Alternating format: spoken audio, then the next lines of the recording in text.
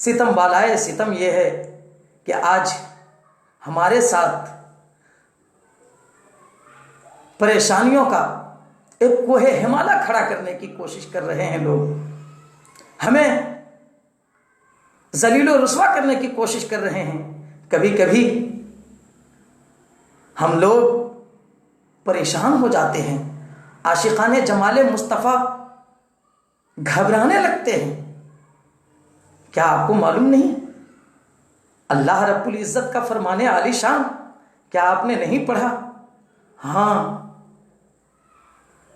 قرآن کریم سے واقعی ہم لوگ بہت دور ہو گئے ہیں، اور اگر پڑھتے بھی ہیں تو رسمی طور پر پڑھتے ہیں۔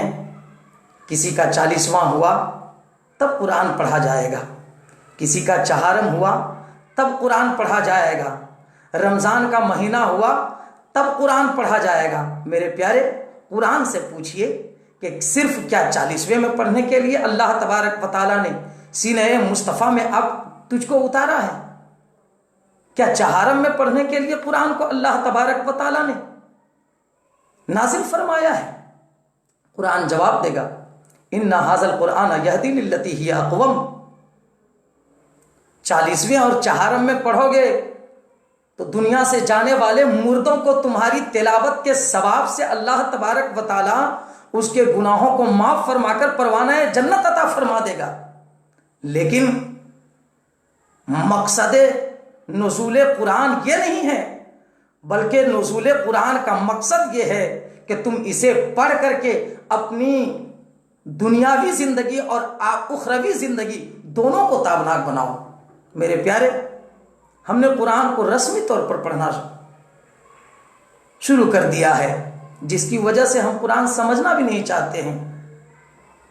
قرآن کے مفاہیم و مطالب پر ہم کبھی توجہ ہی نہیں دیتے ہیں۔ قرآن پڑھنا چاہیے۔ نہیں، اگر آپ عالم ہیں، اللہ کا فضل ہے کہ امام اہل سنت کنز الکرامت اعلیٰ حضرت مجدد دین و ملت الشاہ امام احمد رضا خان فاضل بریلوی علیہ الرحمت و رضوان نے کیا خوبصورت آپ کو ایک آفاقی کنز الایمان عطا فرمایا ہے۔ آپ اسے پڑھیے اور اپنے زندگی کے اندر ایک انقلاب پیدا کرنے کی کوشش کیجیے۔ میں نے قرآن مجید کی ایک بہت مشہور آیت کریمہ جس پر علماء کرام اکثر و بیشتر بیان دیا کرتے ہیں، آج میں نے اسی کو اپنا عنوان سخن بنایا ہے۔ اللہ رب العزت کلام مجید کے اندر ارشاد فرماتا ہے، وَلَا تَهِنُوا وَلَا تَحْزَنُوا وَأَنْتُمُ الْأَعْلَوْنَ إِن كُنتُم مُؤْمِنِينَ۔ تم افسوس نہ کرو، رنجیدہ نہ ہو، تم ہی کامیاب ہو، شرط یہ ہے کہ تمہارا ایمان مکمل ہو جائے۔ میرے پیارے، میرے عزیزوں، اسلام کے شہزادوں، اسلام کی شہزادیوں، سوغات مدینہ کے اس حسین پلیٹ فارم سے جڑنے والوں، کیا کہا اللہ تبارک و تعالیٰ نے؟ یہ کون کہہ رہا ہے؟ خالق مطلق کہہ رہا ہے، مالک ارض و سما کہہ رہا ہے، خالق ارض و سما کہہ رہا ہے، میرا رب کہہ رہا ہے، پوری کائنات کا رچیتا کہہ رہا ہے۔ کس سے کہہ رہا ہے؟ اپنے محبوب کے کلمہ پڑھنے والوں سے کہہ رہا ہے، تم ہی کامیاب ہو، افسوس مت کرو، رنجیدہ مت ہو، تم ہی کامیاب ہو، شرط یہ ہے کہ تمہارا ایمان مکمل ہو جائے۔ اب اس ایمان کی اب آپ سوچ رہے ہوں گے کہ کیا آج جو اس طرح سے ذلت و رسوائی ہمارا مقدر، ذلت و رسوائی ہمارا مقدر بنتی چلی جا رہی ہے، کیا ہمارے سینے میں مصطفیٰ جان رحمت صلی اللہ تعالیٰ علیہ وسلم کا پاکیزہ ایمان نہیں ہے؟ میرے پیارے، ایمان ہے، مگر مکمل ایمان کی بات قرآن کہہ رہا ہے۔ آج پتے کھڑکھڑاتے ہیں تو ہمارا دل ہلنے لگتا ہے، کہیں سرسراہٹ ہواؤں کی ہوتی ہے تو ہم کانپنے لگتے ہیں۔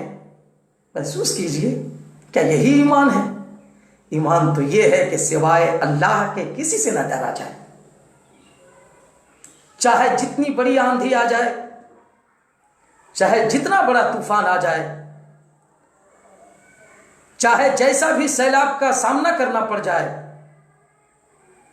ہمارے پاؤں میں جنبش نہیں آنی چاہیے تھی، لیکن آج ہم ہر موڑ پر گھبراتے نظر آ رہے ہیں۔ اس کا مطلب یہ ہے کہ ہمارا ایمان کمزور ہو گیا ہے۔ میرے پیارے، اس مختصر سے وقت میں عصر کا وقت بہت قریب سے قریب تر ہوتا جا رہا ہے۔ میں ایک مرتبہ تمام اپنے بزم سے جڑنے والے تمام محبین کا پھر سے شکریہ ادا کرتا ہوں۔ ایک خوبصورت واقعہ تفسیر ساوی جلد 4 صفحہ 257-58 پر یہ واقعہ نقل کیا گیا ہے۔ اصحاب الاخدود، آپ نے قرآن شریف میں یہ نام پڑھا ہوگا۔ سورہ بروج میں اللہ تبارک و تعالیٰ نے ذکر فرمایا ہے، قتل اصحاب الاخدود النار ذات الوقود اذ هم علیہا قعود وهم علی ما یفعلون بالمؤمنین شہود۔ یہ اصحاب اخدود کیا ہیں؟ مفسرین کا اس میں بہت اختلاف ہے۔ یہ کون لوگ تھے اور ان کا کیا واقعہ تھا، اس بارے میں بہت زیادہ کچھ پڑھنے کو نہیں ملتا ہے۔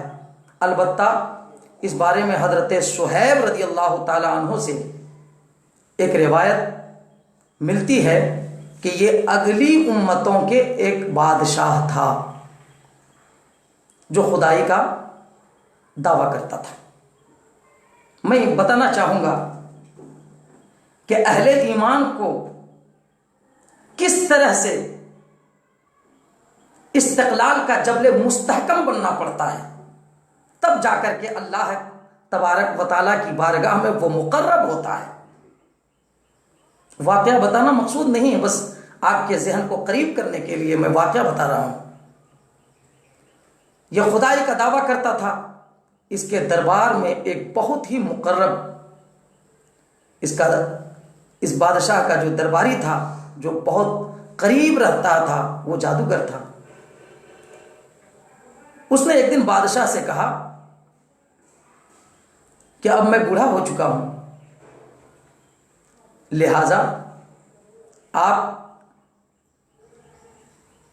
مجھے کوئی ہونہار اور ہوشیار اور عقل مند لڑکا عطا کیجئے تاکہ میں اپنا علم اسے دے سکوں، اسے جادو سکھا سکوں۔ بادشاہ نے اپنے اس جادوگر کی بات کو قبول کیا اور ایک فہم و ادراک کے اعتبار سے بڑا ذہین فتین لڑکے کو اس کے لیے منتخب کیا اور جادوگر کے یہاں جانے کا حکم دیا۔ لڑکا روزانہ جاتا جادوگر کے پاس اور وہاں سے استفادہ کر کے آتا۔ راستے میں ایک راہب رہا کرتے تھے، سبحان اللہ، ایماندار۔ اتفاق سے نظر پڑی، نظر سے نظر ملی، دل دے بیٹھا اور اس راہب کے پاس بیٹھنے کی سعادتیں حاصل کیا۔ جب اس راہب کی ایمان افروز گفتگو کو سماعت کیا، اس کی دل کی دنیا کی کیفیت بدلنے لگی۔ اب کیا تھا، جب جادوگر کے پاس، میں تیزی سے آ رہا ہوں، جب جادوگر کے پاس آتا، آنے سے پہلے راہب سے ملاقات کرتا اس کی چند باتیں سنتا، اس کے بعد جادوگر کے پاس جاتا۔ جانے سے پہلے، اس سے پہلے کہ بادشاہ کے دربار میں حاضر ہوتا، پہلے راہب سے ملاقات کرتا اور اس کے بعد پھر بادشاہ کے دربار میں حاضری دیتا۔ آخر کار ایک دن راستے میں کیا منظر دیکھتا ہے کہ ایک مہیب اور ڈراؤنا جانور، بڑا عظیم الجثہ، بہت بڑا، بیچ راستے پر کھڑا ہے اور لوگوں کے آنے جانے کے راستے کو روک دیا ہے۔ اب یہ منظر کو دیکھنے کے بعد وہ لڑکا بھی وہاں پر ٹھہر جاتا ہے اور اس کے دل میں یہ خیال آتا ہے کہ آج یہ آزمانے کا، مذہب کے آزمانے کا ایک وقت آ گیا ہے کہ کون صحیح ہے اور کون غلط ہے، کون صحیح ہے اور کون غلط ہے۔ اس کے دل میں یہ خیال آیا کہ آج دیکھتے ہیں جادوگر کا مذہب افضل ہے یا اس راہب کا مذہب افضل ہے۔ اس نے دل میں یہ خیال کیا اور اللہ کی بارگاہ میں فریاد کیا اور ایک پتھر اٹھایا اور کہا، اے پروردگار، اے اللہ، اگر واقعی راہب کا مذہب افضل ہے تو اس چھوٹے سے پتھر سے اس جانور کو قتل فرما دے۔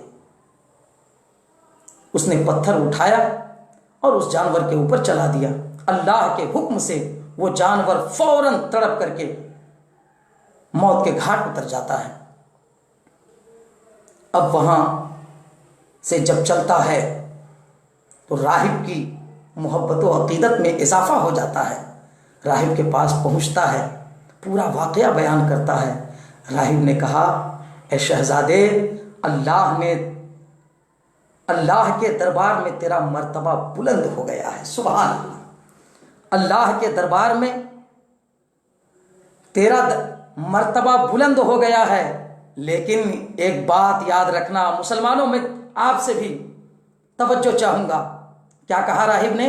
ایک بات کا خیال رکھنا کہ اب تمہارا اللہ کی بارگاہ میں مرتبہ بلند ہو گیا ہے، ان قریب تمہارا امتحان لیا جائے گا، امتحان میں تم ڈالے جاؤ گے، لیکن ایک بات کا یاد رکھنا کہ جب اللہ تمہارا امتحان لے تو اس وقت صبر و استقامت کا جبل مستحکم بن کر کے اللہ کی بارگاہ میں امتحان دے کر کے کامیابی حاصل کرنے کی کوشش کرنا۔ اس کے بعد لڑکا اس قدر صاحب کرامت ہو گیا، اس قدر صاحب کرامت ہو گیا کہ اب مادرزاد اندھوں کو اللہ اس لڑکے کی دعا کی برکت سے بینائی عطا کر دے رہا ہے۔ جس کے لیے دعا کر دے رہا ہے، بیمار ہے تو شفایابی حاصل کر کے جا رہا ہے، صحت و تندرستی حاصل کر کے جا رہا ہے۔ آخر کار ان کی ان دعاؤں کی مقبولیت کا چرچا بادشاہ کے دربار میں ہونے لگا۔ بادشاہ کے دربار کا ایک مقرب ہم نشین تھا جو اپنی آنکھوں کی بینائیوں سے محروم ہو چکا تھا۔ فوراً اس کے دل میں خیال آیا کہ دنیا کے نشیب و فراز اور اس کی رنگینیوں کو بہت دن ہو گئے ہیں کہ ہم نہیں دیکھ پائے ہیں۔ بہت سارے تحفے تحائف لیا اور اس بادشاہ، اس لڑکے کی بارگاہ